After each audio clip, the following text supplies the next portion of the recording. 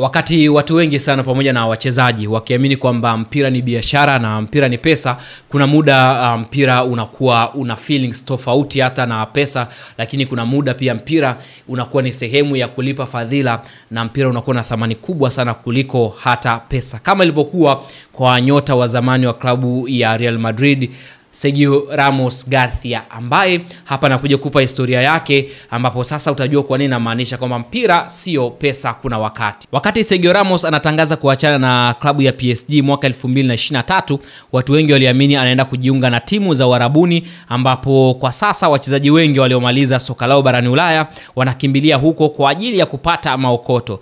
Timu ya Al Ittihad ilimpa ofa ya mkataba wa mwaka mmoja wenye thamani ya euro milioni 20, lakini Ramos alikataa ofa hiyo na kuamua kurudi Sevilla. Hapa nazungumzia baada ya kutoka klabu ya Real Madrid kisha akaenda katika timu ya PSG. Ramos aliamua kurejea Sevilla, timu yake ya utotoni ambayo ilimlea, tena kwa mkataba wa euro milioni 1 kwa mwaka, yani pungufu ya euro milioni 19 ambayo alikuwa anapewa na klabu ya Al Ittihad ambayo anaichezea Karim Benzema.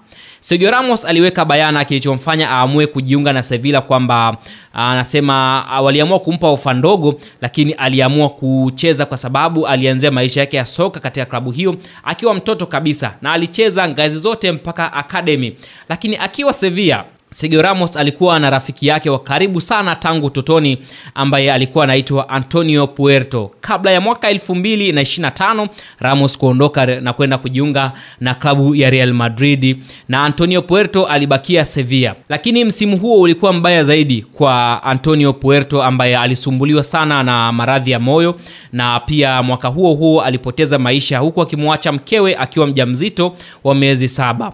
Kifo cha Antonio Puerto kilimuumiza sana Sergio Ramos, ambaye licha ya kuwa kwenye klabu tofauti lakini urafiki wao bado uliendelea kama kawaida, na Ramos alimwahidi mke wa Antonio Puerto kwamba lazima siku moja atarejea katika klabu ya Sevilla kwa heshima ya rafiki yake huyo aliyetangulia mbele za haki. Lakini pia Ramos alichukua baadhi ya majukumu kama vile kulea familia ya bwana Antonio Puerto, lakini vile pia kumsaidia mke wa Antonio Puerto.